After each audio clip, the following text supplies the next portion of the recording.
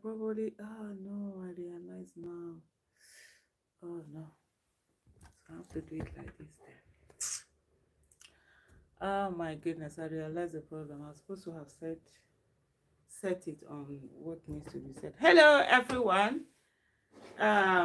It's 11, it's almost going to be 11 o'clock. This live was setting for 11 o'clock. And I'm going to be live on a radio program where we're going to be talking about uh, leadership in Nigeria. And I can't even, what's the exact? If it's exam, now this is how I will fail exam. Oh. This is how I will fail the exam. Let me go and look for. Let me go and look for. Okay. The seat of power, is it for service or intimidation? Yes, that is what this thing is all about. To say whether it's for service or it's for, uh, you know, intimidation. And so we carry the conversation on as we go. It's going to be 11 o'clock. I just started this program before 11 o'clock itself. And then let's see how it goes. If you have any question, please kindly ask. I'll try and see if I can see those questions from my handle here from my other phone. I know the last time I did check, it was a bit difficult. Governance, nation building governance is something that everybody has to participate. Oh, fantastic. The chat is even coming here. According to Sunday, hello Sunday, it says it's intimidation in Nigeria. Vincent said, good morning, Your Excellency. Hey, my head will come the big now. Hey, hope not the kind of excellencies we see or people who haven't done excellent job. But it's a pleasure, you guys joining me on this one. I really do appreciate it. And that what I would want us to really think about is our country. You understand? Our country, Nigeria, and the fact that we don't have any other country other than Nigeria. It's as simple as that. Yes, there are some of us who have been fortunate enough to go abroad. They have citizenship, other citizenship. They have other. Does it look a bit dark here? Please just hold on a moment, please, for me. Yep, needed to put on the ring light. They use ring light in Saltos. As me, I get ready ring light, for here on standby. Okay, like I was saying, there are people who are fortunate to be educated, who are fortunate to have left the country. They have dual citizenship. Some people were born, abroad. And in places where they can have citizenship of other places, so they can also call another country home. But even in spite of that, I always say to people, there's always a difference. For example, if you're Nigerian Canadian, there's a difference between you and someone who is British Canadian or French Canadian, because a British Canadian or a French Canadian, they know that that person has a country that works very well, that they just wanted to be in Canada. That's why they're there. But for you, as a Nigerian Canadian, they look at you and say you're coming from a country that is not working very well. So for you, you don't have a choice. It's a must. You needed to be there, not that you wanted to be there. The other ones, for them, it's like they wanted to be there. So there's always, that difference that comes in from that whole thing.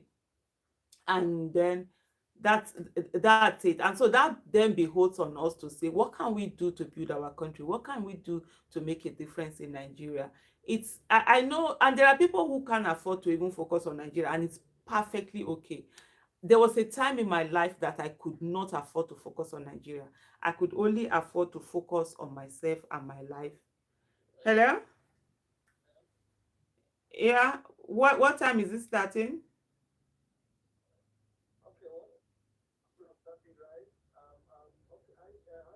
Yeah.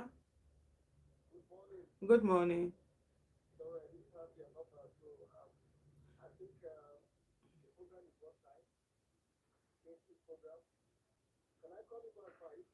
Okay. Okay, no problem.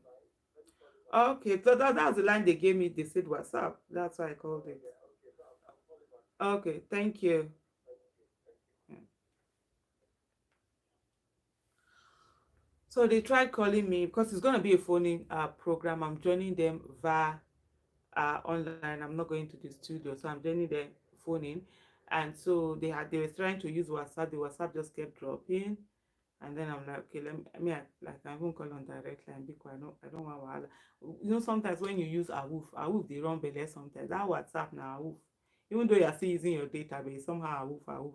That's why normal line we even cut it off, and stuff like that.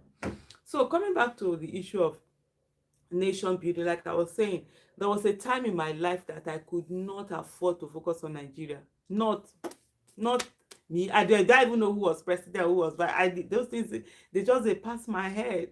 I remember my husband used to be so frustrated with me. He wants to have discussion on Nigerian issue, and I'm like, I didn't know it happened. And I used to say, if not for the fact that I read books, I would have been so unintelligent or so very not aware. But what am I trying to say? At that time, I needed to focus on my financial independence. I needed to get my money. I needed to work my money. So I focus on my business. So I totally understand also there are people who, at this stage of their life, they cannot focus on Nigeria, and it's okay. But there are people who have ample time. Either you're retired, you're this, you're that. Hello?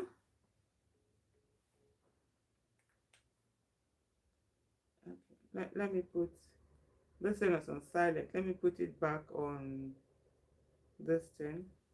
So there are people who in their life right now, they cannot afford to focus on Nigeria.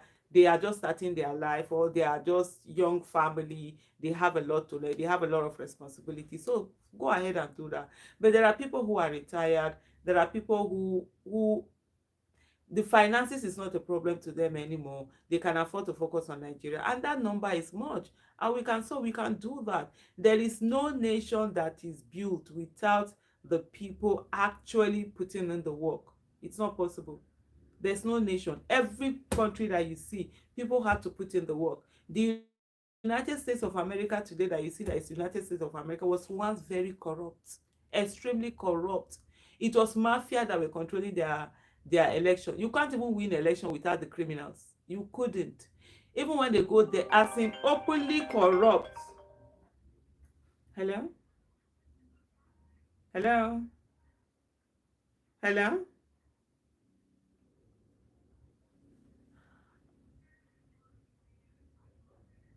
Okay.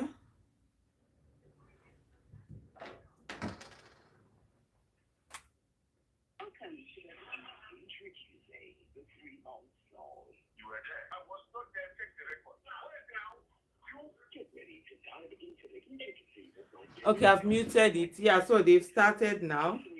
Okay, let me just leave it on. I was thinking whether I should put on my earpiece. So let's see how it goes, and then the interview is gonna come. So, so at the end of the day, like I was saying, the US once upon a time was extremely corrupt. Different things. If you read the US history, it's almost like what we're having in Nigeria now. President from presidency to whatever, corruption everywhere. But it took individuals saying, Kai, no. It took a group of people saying, no, we can't continue to allow this. There was a time in the US, it is those who don't collect bribe that used to be shamed. Today, it's not even part of their culture anymore. So we also can also do something like that. And so let's put in the work. For those who can put in the work. When people come to say things like, oh, Nigeria will never work, Nigeria, that's absolute nonsense. That's lazy man way of doing things, because you don't want to put in the work. So you rather say it will never work. You understand? You rather say it will never work instead of actually putting in the work. It's by putting in the work that work. If we know, we will make it to work. Nigeria must work in our lifetime. Let that be our mantra, and let us be ready to put in all we can. So I'm gonna be on Municipal FM. That's what we're talking about. This whole conversation that we are having today.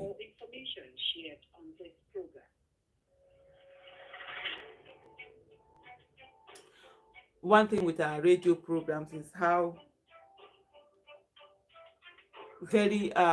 they, not just media in Nigeria, there's that fear. You can see the palpable fear. Media in Nigeria is not truly independent, whether private, government owned, okay, whether private, government owned, or whatever. You could see that it's not you know, it's not really free in Nigeria. So everybody is always trying to, hey, it's their opinion, it's not our opinion, is this, is that.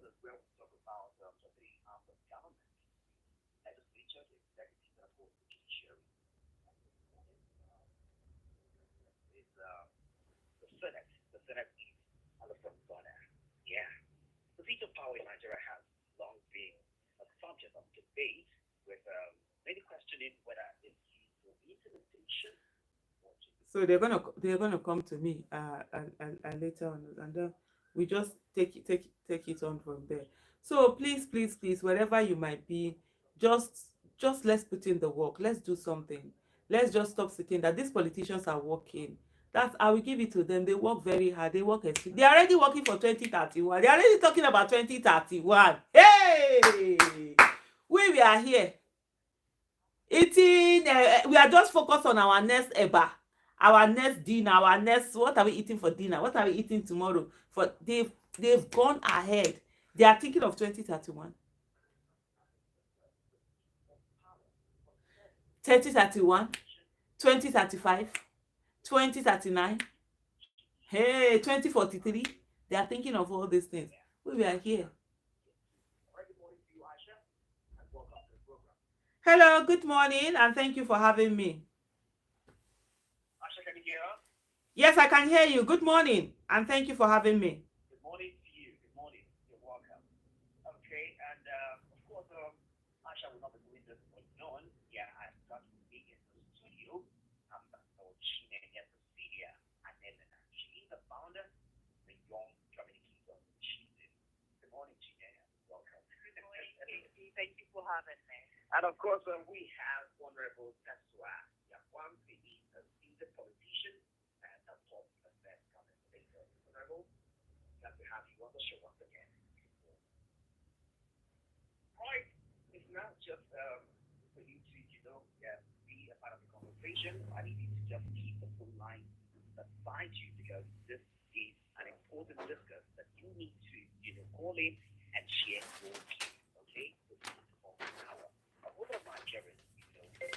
Let me get my paper.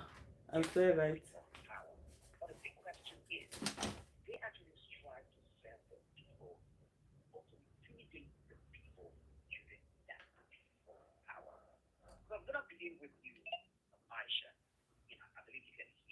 Yeah, I can.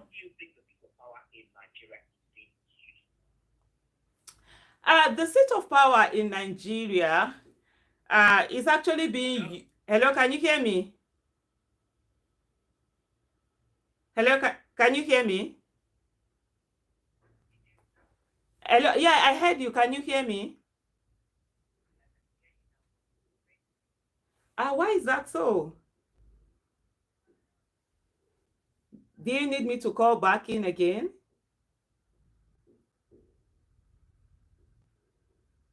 Hello?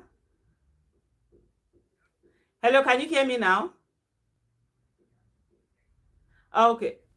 Oh, okay. Thank you so much.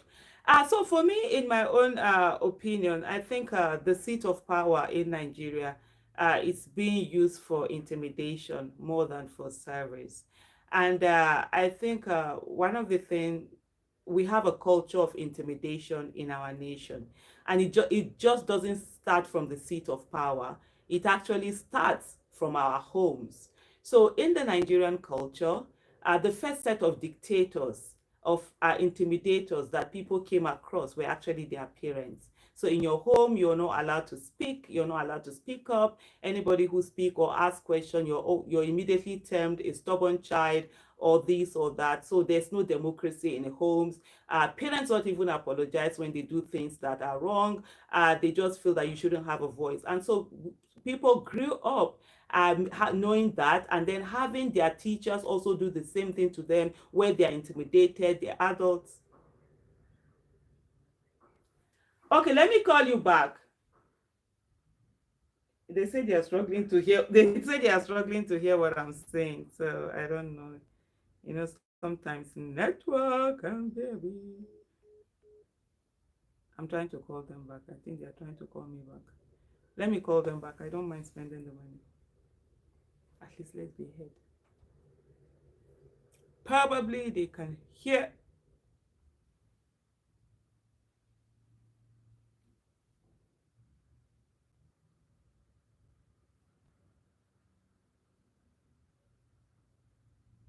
It's not going through. I don't know what kind of line is this.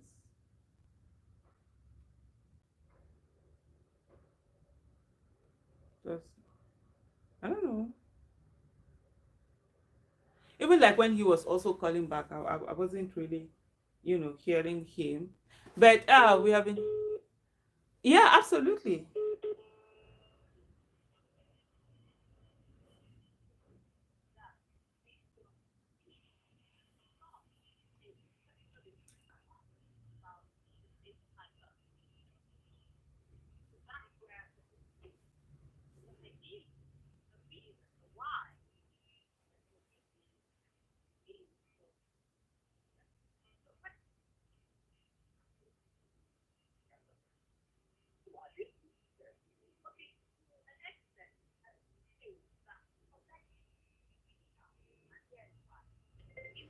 I'm actually not hearing her very well, but someone is actually speaking.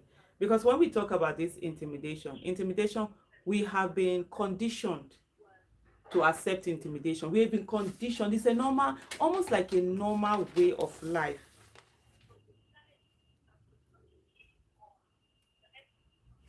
It's almost like a normal way of life, in Nigeria. Anybody that has any little bit of power, they will use it to intimidate. To the extent that if you have power and you don't use it for intimidation, in Nigeria, you're looked upon as if you're weak, or you're looked upon as if you don't know what you're doing. So it's an expectancy that people have.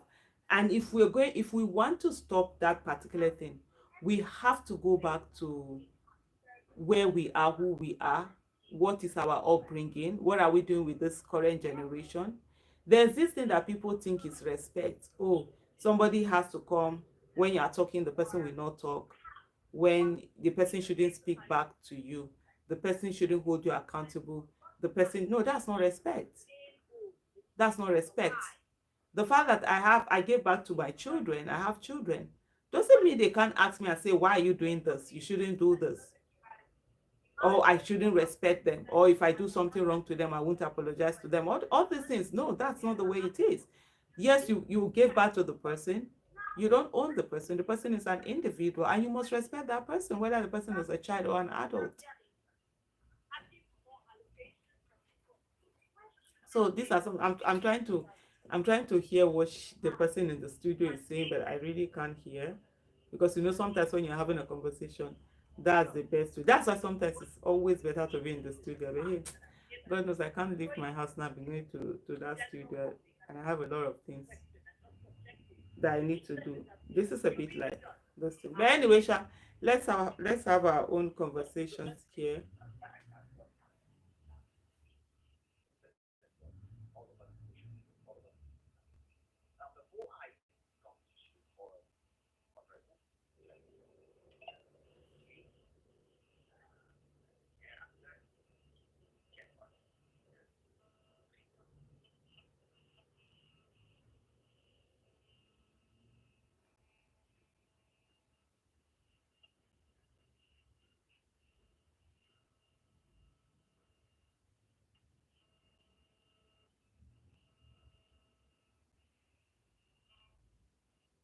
I absolutely can't hear anything. Why Mama they say like, I don't know. Now I dey actually sweat, so I'm looking for this thing. It's hot in here. Don't mind me, I no put on AC. Sometimes, and my son is actually on my husband go call, he go say, why are you sweating? But apart from that is the fact that I use my facials, my morning skincare. So sometimes it makes it a bit warm. And I put in sunscreen because I'll be going out immediately after this program. I'm supposed to be going out. So I put in sunscreen, and it actually makes one sweat more than one should be sweating. I don't understand this particular line of this person. Let me see. Let me see if I can get them on another WhatsApp.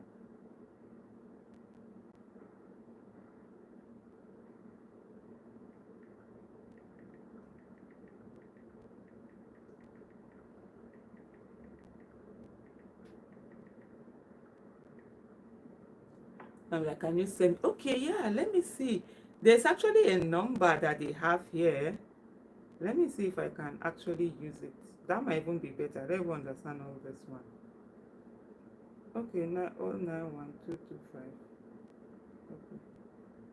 Okay. Sorry, please. I don't know this whole.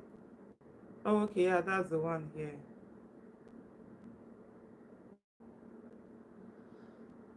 I'm not getting it the way I should, the way it should. It's not coming through for me. I think this might be better. So I've put on AC. Yeah, I'm actually sweating. That's this thing. So yeah, so let's push the go ahead. Honestly, absolutely. Let's push and go ahead. It's very important. We need to do that. And I think for me, that's the part where I am at. I'm telling people that I say like the next project I have is building a political party. I'm on that project. People I've been told, oh, they will do a political party can be registered. I don't even care. We will push that button. This country, every one of us will owe it. And for me, I'm looking for a party where people can run for office without having to use their money to run for office. I'm looking for political party where it is women and youth led. Those people where they know they give them seat. This is the time for us to create our own table. Where we don't have a table, it is time for us to bring our own chair. If we don't have table, we bring our own mat. If there's no mat, we will sit on the floor like that. Worst case scenario, our cloth will be dirty. When we stand up, we will use hand and clean it and go. They will laugh at us, make fun of us. Hello?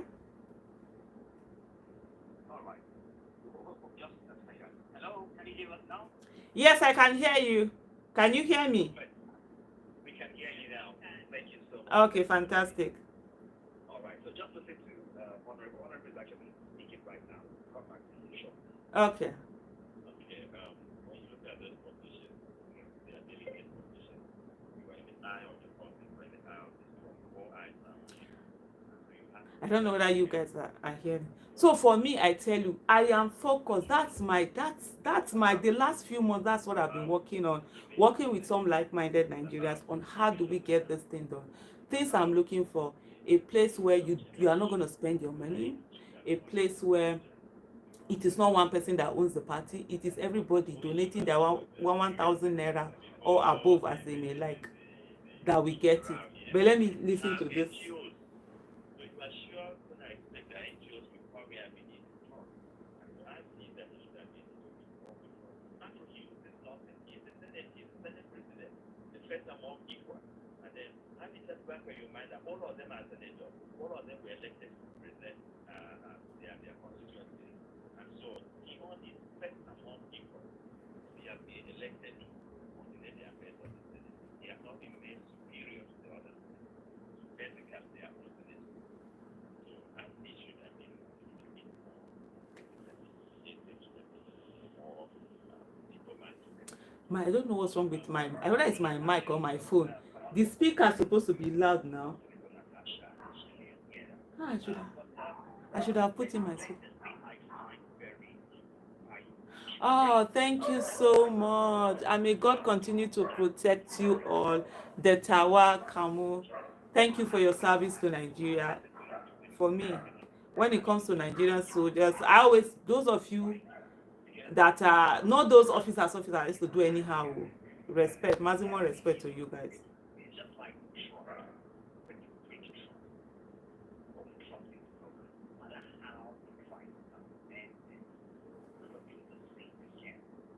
So, back to Aisha. If you can hear me now. Can you hear me now? Yes, I can hear you.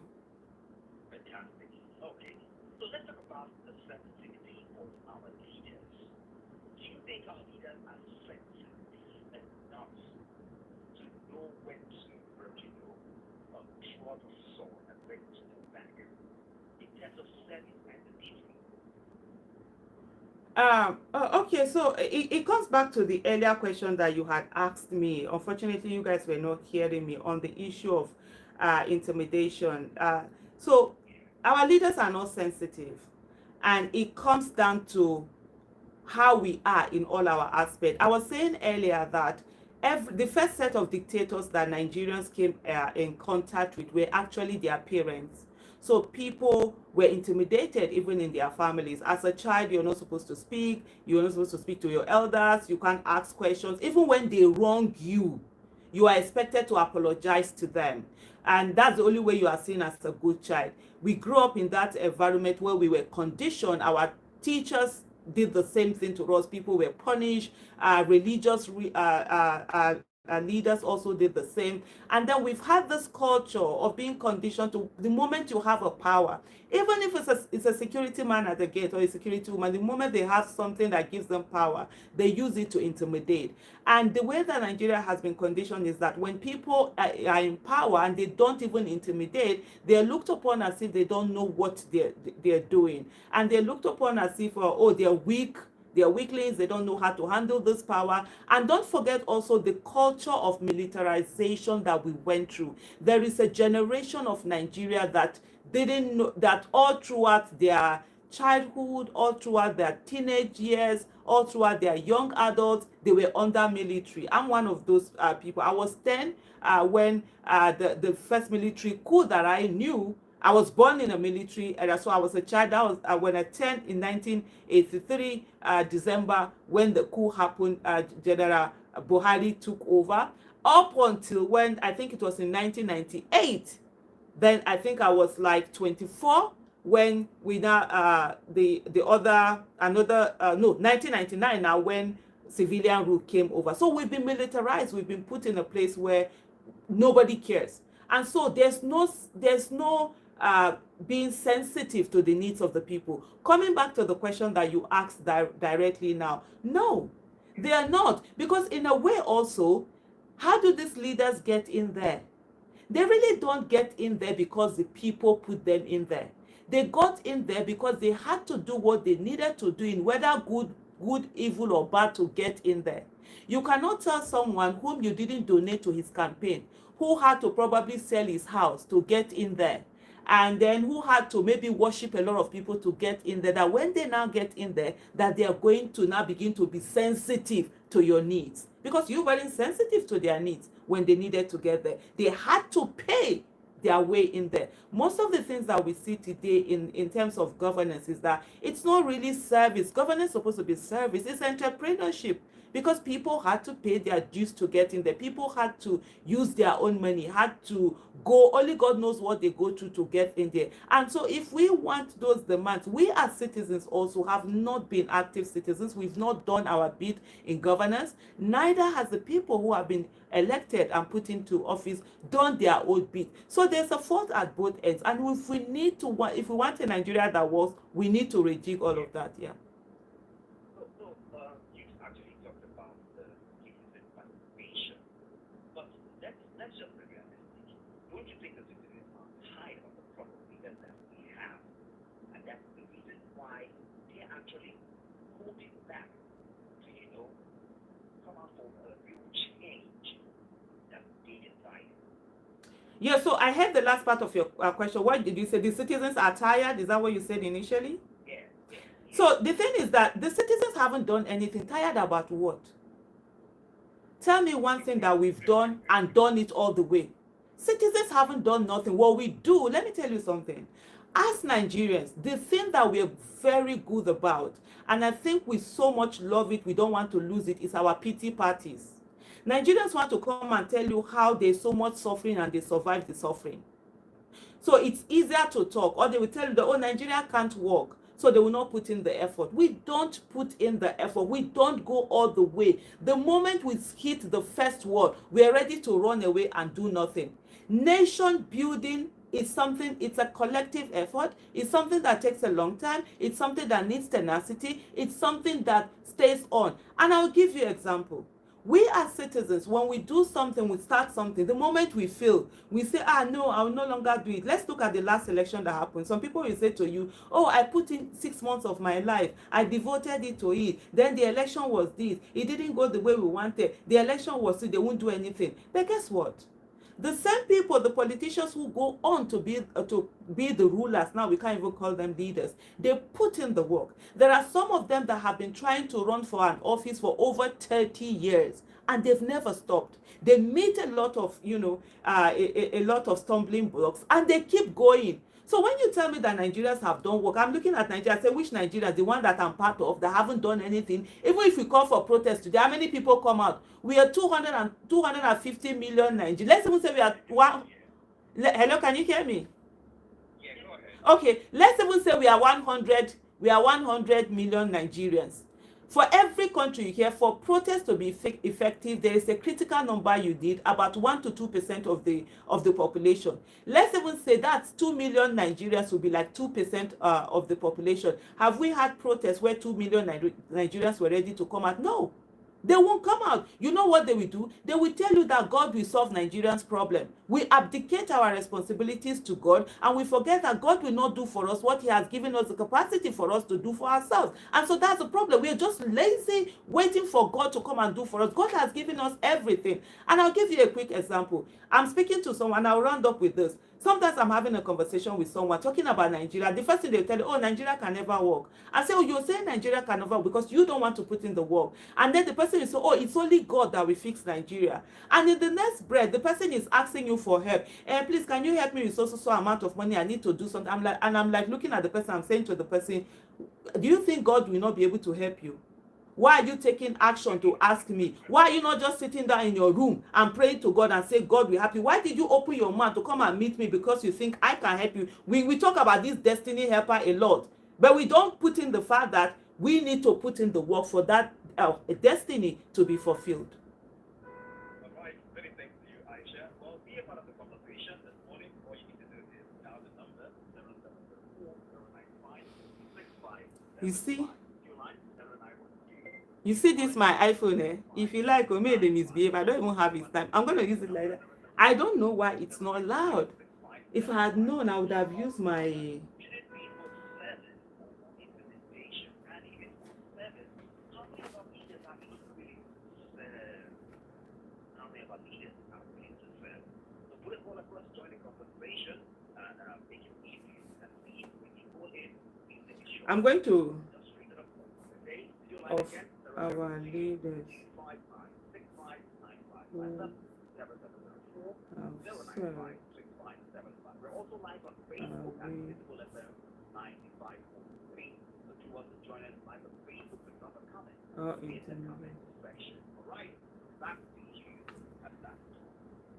Yeah, so you get Okay, so earlier on, when I was listening, I heard there's I think there's a lawmaker in there, and he was talking about the fact that the Senate president is first among equals. This is something I've been saying all this while. People just assume that, oh, because you are Senate president, then you are like Lord and Master. No, you're not. You're first, you are like every other senator.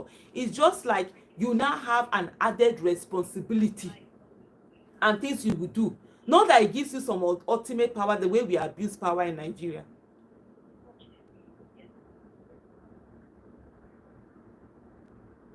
I'm trying to hear the people in the studio. I'm not hearing them very well.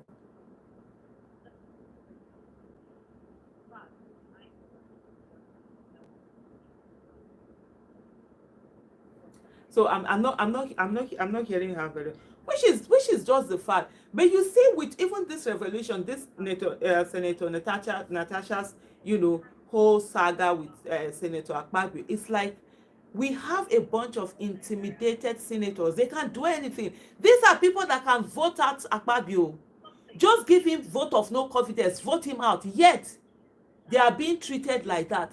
Do you know Nigerians have a culture and a willingness to be intimidated? And I'll give you an example.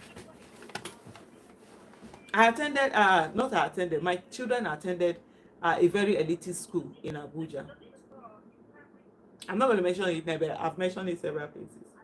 This is a school that you had children of governors, um, business moguls, senators, high politicians, high business people, high career, whatever.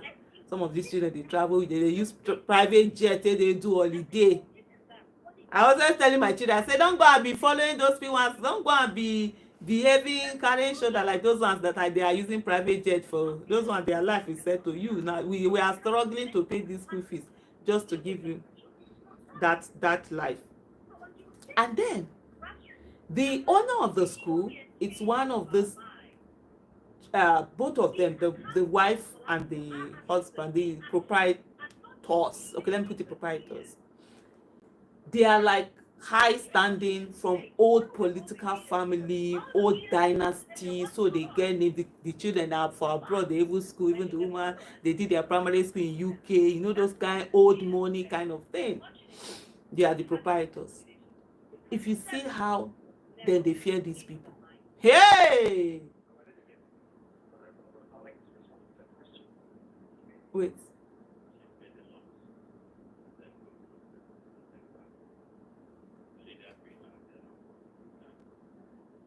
okay, so I'm not hearing them very well. So if you see, and they'll be speaking that this kind of English that they speak, no, no, no, no, no, no. Hey, me, I send anybody, I dey pay school fees. I was paying school fees per session 25,000 for boarding, my pikin wey dey boarding school. You wan intimidate me? I get 2 children for that school. One child is $25,000 for a session when they are boarding, and you want to come and intimidate? Nah. And na me be customer, you dey intimidate me? No fit happen. And a lot of people were like, there was a day we were having a conversation. We have this like a PTA kind of a thing. They called it a different name. And so this particular day, I had gone into say, because I was complaining. My daughter will stay then. Okay, then my son had even already gone to UK to continue his education. So it was only my daughter that was in the school. They will go to school in the morning up till 4. Then they will not give them homework that has to do like assignment, doing notes. So like, these assignments are too much. What are you doing? So I went to that day. So I raised the question. I said that it seems as if some teachers are no longer even teaching. They are just giving them assignments like to do the notes. As I was speaking and stand, that's why she come. Oh, okay, yeah, with Mrs. Yesufu, this. Now look, I said, Madam, I have the floor, and you need to sit and listen to me. Okay, they might be coming to me now.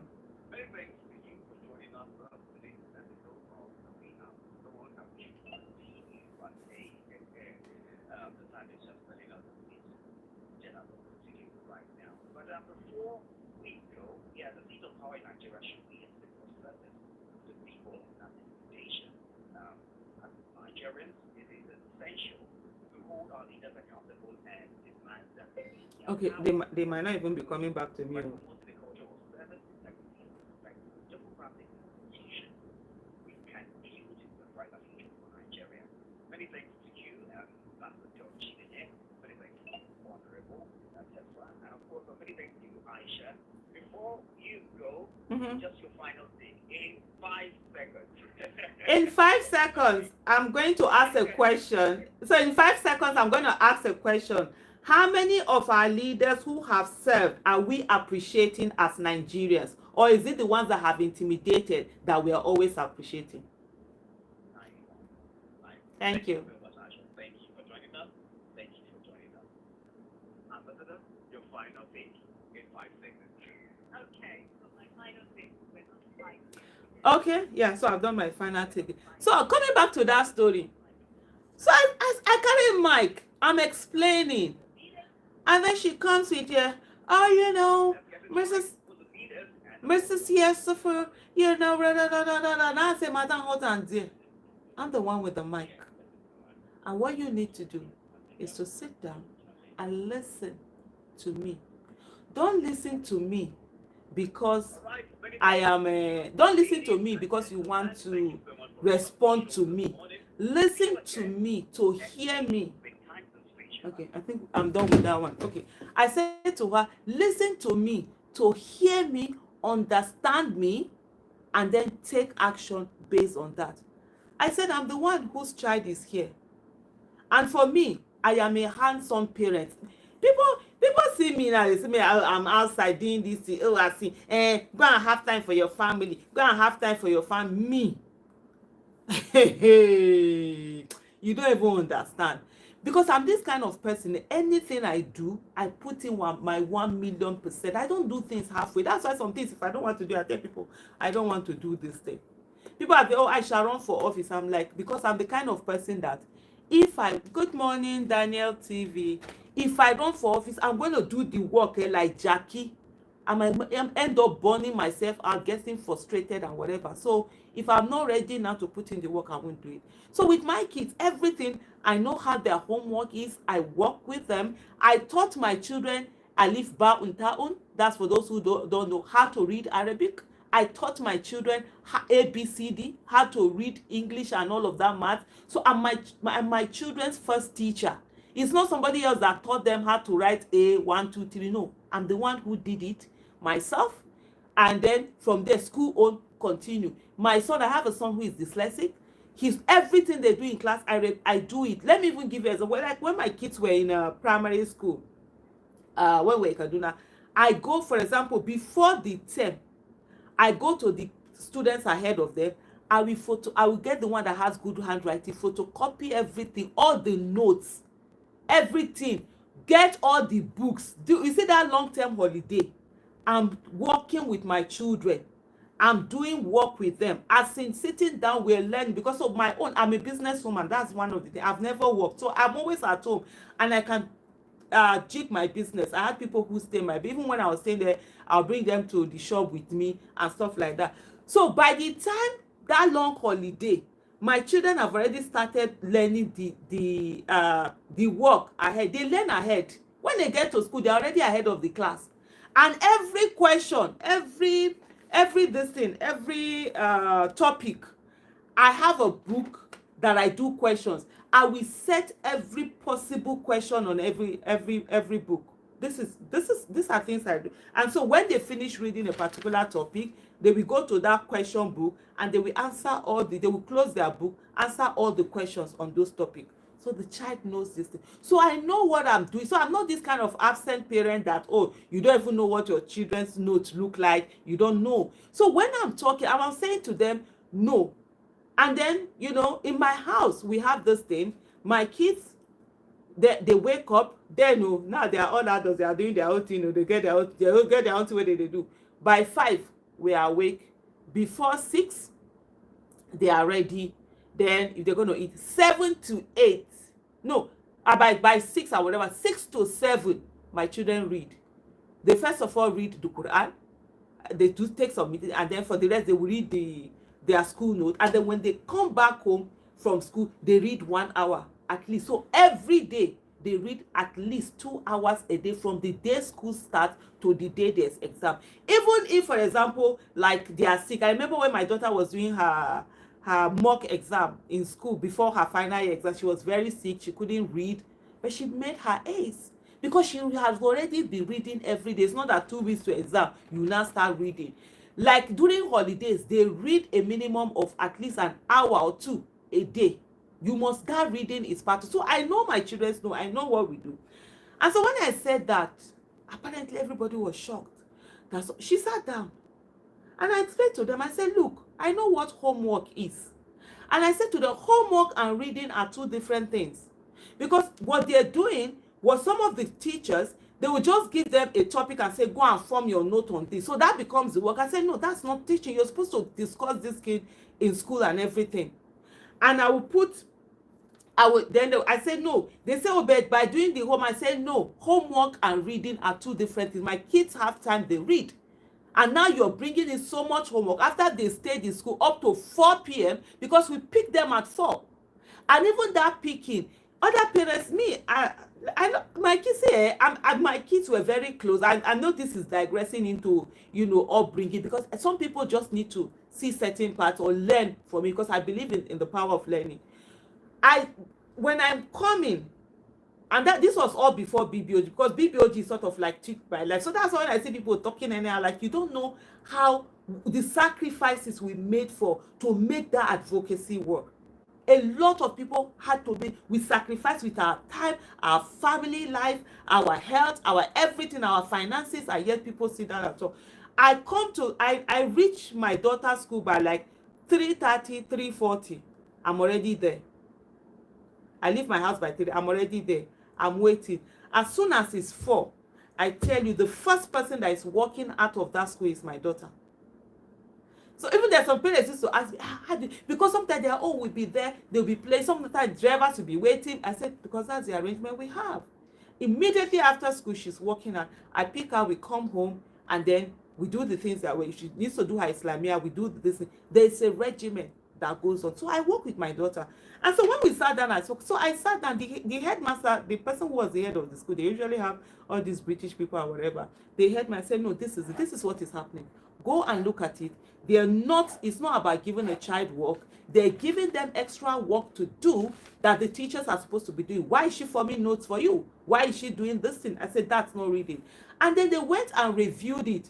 And they came back to the father. I was right. I said homework and reading, because some people think, oh, when a child is doing homework, that's reading. No, that's not reading. That is homework that you're doing, and you should know the kind of homework you give. There's a time for reading on its own. Do you know when I left that day? Me, I didn't even say anything in it. I just said that I have the floor, madam. You need to just, that's how she thinks. And then they were there coming. Oh, Aisha. Oh, madam, Mrs. Yesufu. With Mrs. Yesufu. I'm looking at them.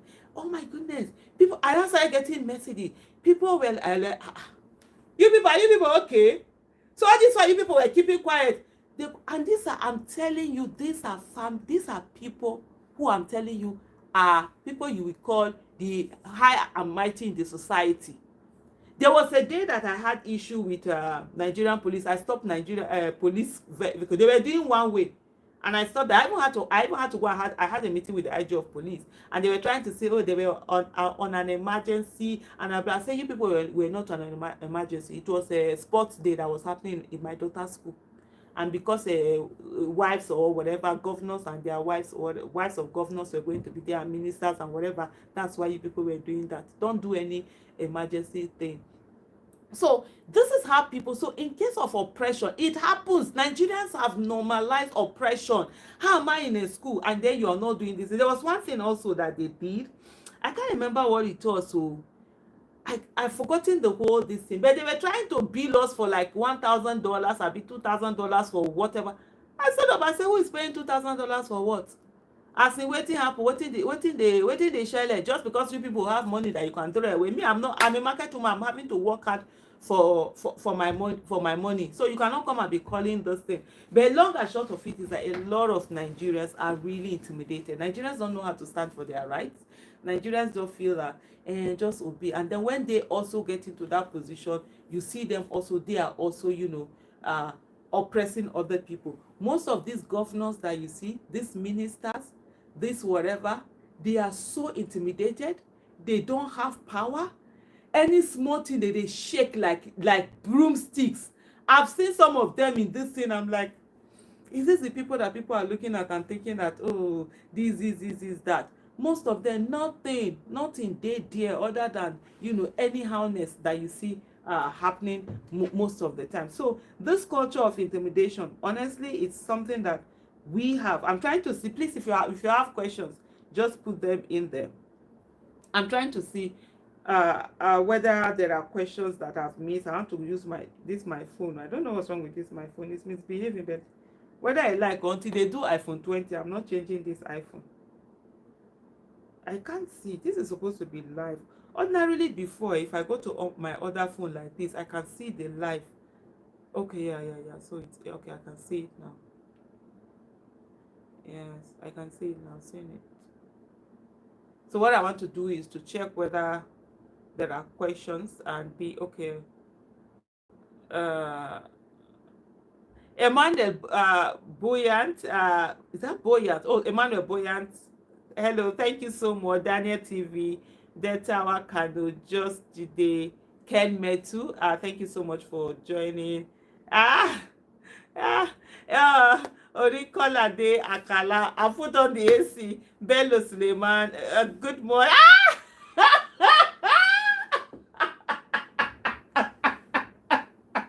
Oh, very. Oh my goodness, this one just made me laugh. He said, "Good morning." What is it that said this? Bello Suleiman said, "Good morning, our upcoming president." that That was just sort of like funny. If I do president, you people will not like me. I tell you, because ah, all the things that anyhowness in Nigeria, me go fix them. I don't mind if I finish my term, gonna put me for jail.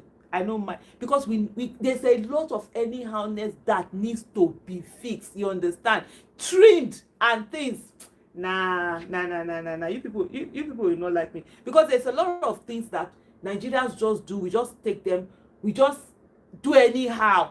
That anyhowness, you go stop. No. There must be that discipline must come back in everything that we do. That discipline. You see red light, you jump out. By the time when they find you 10,000 naira or 20,000 naira, tomorrow you no go jump out. You go sit down where you go dey. So I will not be this nice. But at the end of the day, you might not like me when I'm there, but when I finish, you're like, this woman tried. Because for me, in everything that I want to do, if I ever hold any elected office in Nigeria, I want 100 years from when I leave that office for people to talk about me and say, there was in the history book, let them say that there was an Aisha Yesufu that came and fixed that country or fixed that particular thing or whatever it is. For me, that's my goal. It's not even for people around to be praising or saying one thing or the other. Gatuso, good morning to you too. Please, if you have any question, just put it in. I will be rounding up soon. We have like 16 minutes before I round off to the other one. Gatuso say you are already in the history books. Oh, thank you so much. Thank you so much for that, for those kind words. Because for me, it's about, if you don't make a positive difference, what's the essence? That's why sometimes I see people who get into office and they are not doing the right thing. I'm like, what do you want? Let me give you an example. For example, now this Tinubu that entered, that rigged his way into office. What will he have taken? First of all, Tinubu already has money. Is it dollars? Is it naira? Is it pounds? Is it private jet? Is it house? Even Buhari himself, when he came. Okay, now 8 years has passed. See, Buhari is looking for, he has run away from Katsina. Terrorists are not allowing them stay in their places. They brought him back to Kaduna. He don't run come Kaduna because he can't stay in Katsina. He can't stay in the terrorists are dealing with them over there. So what's the essence? I see this Tinubu. Okay, fine. You've worked this hard. You've rigged election. You are now supposedly the number one person, even if it's an illegitimate one. Why can't you do things to the essence? Because first of all, you rig election, people did not vote for you. Majority of the people did not vote for you. You got some votes, no doubt about it, but it was not enough for you to win. It was only enough for you to rig, and you rigged. So people didn't like you. So when you are starting from that place, you have the capacity to do great things. You understand? The other one, the person that people like is the one that they don't immediately see him doing it. They be like, you that we voted for, you that we like. So why don't you begin to do great things? First of all, cut the cost of governance. You are spending money to buy private jet. What's wrong with you now say, I want to now be using my own private jet to be flying. I won't use Nigerian private jet.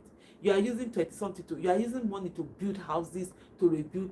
Why won't you on your own cut all the cost of governance around you? Do things to the extent that Nigerians will not be saying, even though we did not vote for him, but see what he's doing. Even though. But you just came in, nepotism. Why can't you bring in the best brains that Nigeria has? Nigeria has a lot of people. Me, I tell people, see, leadership is not about you knowing everything. You understand? I used to say to myself, people are like, I don't have what it takes to be a president or this is. For me, that's why I do a lot of learning. I had to go and start BSc. I did LLB. I did law. I'm currently doing my BSc, if not for the fact that I deferred my courses twice during the 2023 election. 3 times during the Edo election, and also when I went for my fellowship. I would have finished my BSc economics, and because I wanted to understand economics, if you're talking about governance, you need to understand a bit of economics, law, and all of that. So I'm reading these things again just to get that knowledge. Is to say, but the thing for me understand is that as a leader, whether you're president, you're governor, especially executive position, your ability to assemble team is what matters. Get the best people, the people that are better than me. But what we have, most of these people don't want even people that are better than them. They want people that they can continue to be the ones to lead. Igwe Solomon, good morning. Good morning to you. Love Daniel said, Aisha, stop fooling yourself and the people. Thank you so much, Love Daniel. So I will not stop fooling myself. So but you see, the thing about life is that you can be the one to take action. You can stop fooling yourself with me. So instead of watching my life, when you see my life, just don't watch and just move on. You say you are Biafrans, you are not Nigeria. Fantastic. Go get that Biafran nation, work towards it, and I support you. And I will use visa to come and visit Biafra. No doubt, no doubt about it. So when you get in there, get the team that you're supposed to have. Let them work for you. Get the best people. Give them the vision. I want you have a team, assembly people, and say to them, I want Nigeria to have 24/7 electricity before my 4 years is off. Get it to work. I don't care how you do it. Go and bring out everything that needs to be done. I'm here to support you. Imagine giving somebody that kind of assignment, give them to do, and then ensure that every cupboard that is brought in, every cupboard that is brought in is used judiciously. For example, look at the budget that is taken to the National Assembly. If everywhere is padded, why would you want to pad anything, like the Sonny George? Oh, thank you so much. And that's okay, you're so right. He surrounded himself with people that he like. But for me, this is the thing. What do you want? I look at somebody like Tinubu. What do you want? You're already an old person.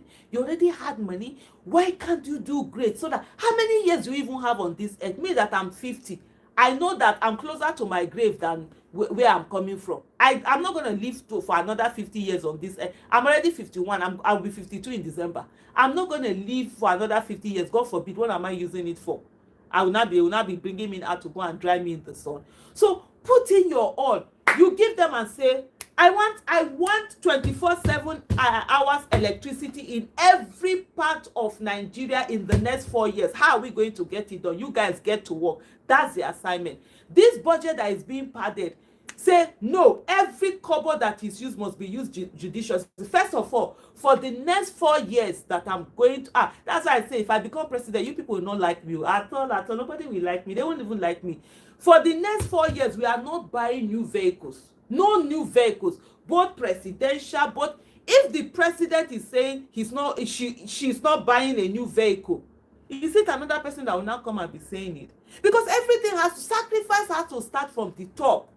I'm not buying a new vehicle. Simple.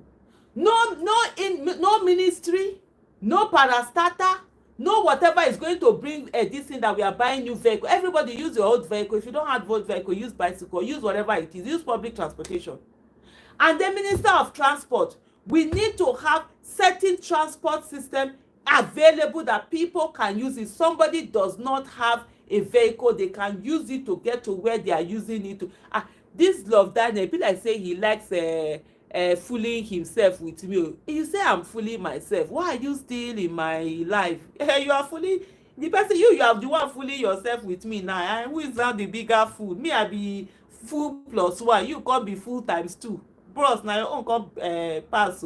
So you just sit down and say, transport system. Somebody does not have a vehicle. I want them to be able to get to office in this way. You talk about agriculture. For me, I'll be crazy ideas. It's not the normal DC. I want every farmer to be able, when they finish harvesting their crops, to be able to carry their crops from their farm to the market in 2 hours. 2 hours, that's the maximum. 2 hours drive is what they will do to get to their farm, to get to a market that will buy their this thing. And so what I'm going to do, road system to all the markets. We will enter those forests where these people they hide. We go do roads around them. Yes, I know some climate change people will come and say, oh, you are destroying the environment. I'll say, Biko, I hear you people, but my people never reach. They've not gotten the good governance and development for them to focus on climate change. We'll focus on it, but let's get this wrong. Do all those facts, connect them and Thank you so much, Ada. Ada Soka. Thank you so much for that. You don't connect all the farm so that the farm, even that will give us leeway, because currently part of the thing that is fueling this insecurity is that we don't have control over our forest. We don't know who are there. All those forest rangers, they are not even being paid. Nothing is being done. Get all of these things inside there. So road to farm, electricity, transportation taken care of, schools. We are not building new schools except where schools are no longer except where schools are not available at all. That's where we build. Otherwise, at that federal level, otherwise it's rehabilitation. Rehabilitate those that can be, whether and sit down, and it's having a conversation with even the lawmakers. We need to build a Nigeria. We need to get things to be done. Rehabilitate them. One of the things people think is that, oh, school is about build big schools. Those buildings, they use it to siphon money. It's not about the big school. It's about what is the curriculum. What are we teaching our children? What are we teaching them? What kind of lessons are they learning? What are they adding on top? What values, technology, all of these things. Bring them in. Our children are smart. Give them that room. Give them enabling environment. Let the curriculum be revamped. Let teachers be trained. Let people who are in teaching be those who have the intelligence to teach and the empathy and everything to teach. Well trained. Not that somebody with a two pass, you now go to teacher training, they don't know anything, they will be in our school. You see, from 5 years old, as long as you are going to be in school, that's it. We focus on that generation. There will be a generation that will be lost generation, like the ones that already they don't have work as much as they are already in their teenager. Get them into training. What kind of work can we train them for? What kind of work can we train them for? So is it hard to make certain bulbs? What kind of work? So that if we are inviting Apple to come to Nigeria, we are inviting all of these other big companies to come to Nigeria. First of all, we have trained manpower.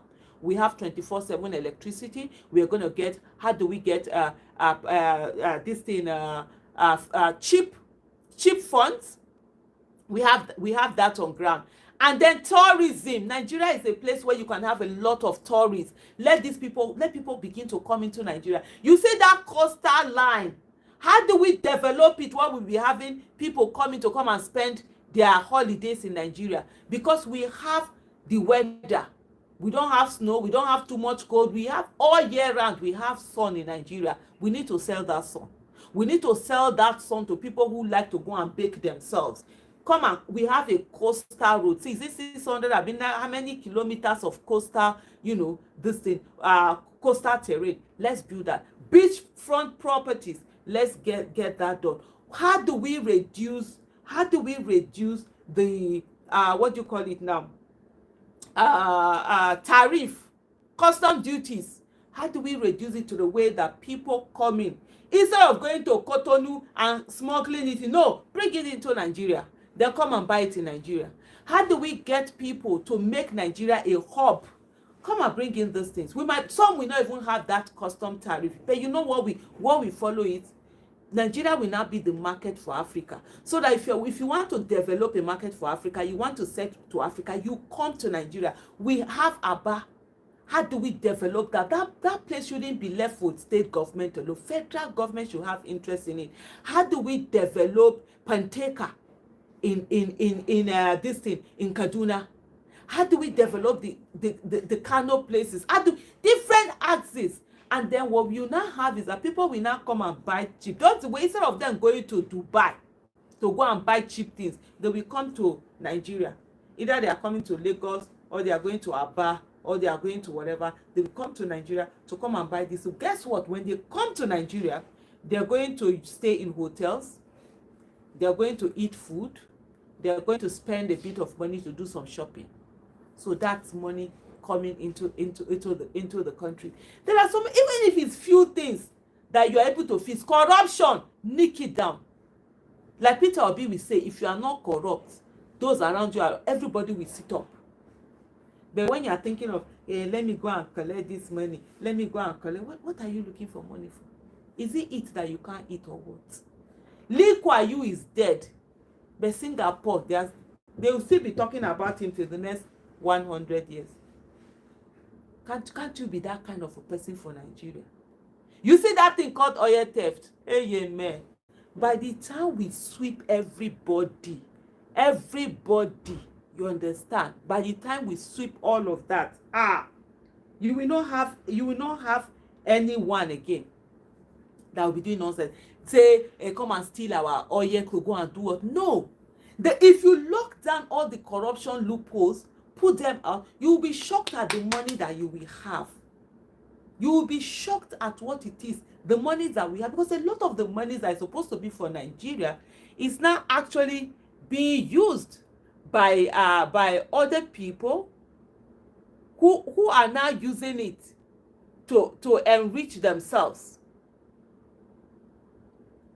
who are now using it to enrich themselves and continue to go on. So this thing, when people will talk about, oh, Nigeria can never work, Nigeria can never do this thing. Not at all. Not at all. It's just that the people are too lazy to do anything. So it's better for them to sit down and say that, oh, Nigeria cannot work. I want to have Biafra. I want to have Oduduwa. I want to have Arewa. Okay, work for it. Work for it now. Separate in Nigeria. Why are you jumping up and down? Work for it. They can't work for it. They want somebody else to do the work for them while they are sitting down at home doing nothing. Sitting as a couch potato and doing nothing. Put in this thing. So everything that we've had, rulers who don't know what leadership is all about, who don't care to work, does not mean that Nigeria cannot work. We have everything it takes, for Nigeria to work. Fluxing on here, thank you so much.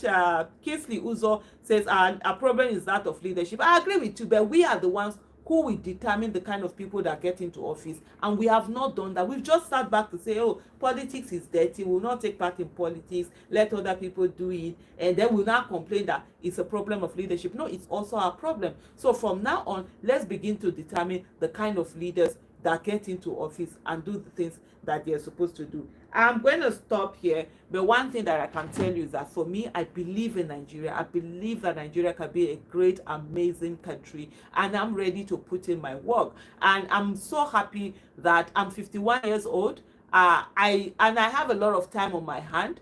I'm financially independent. By the grace of God, I don't have to work. If I decide today I'm not going to work, I'm not going to do anything, the whole of my family, we're not going to do nothing, we will have enough to feed ourselves, to pay our bills. That won't be a problem.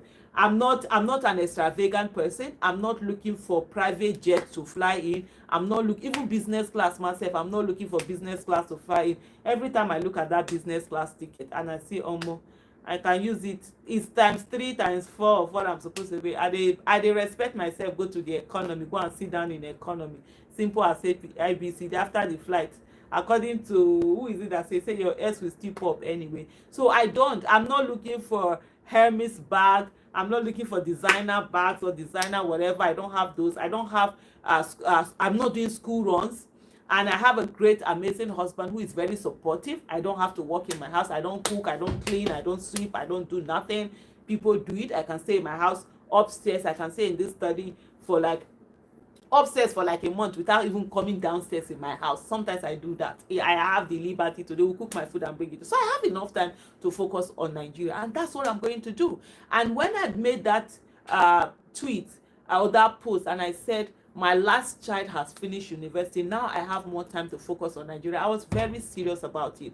And so guys, you will be hearing me in coming to tell you about the political party that I'm helping to, I want to start with like-minded Nigerians. And if you're interested in, let's do this. It's not going to be the conventional political party. There's no money anywhere. It is us that will be donating our monies to make the things that we go on.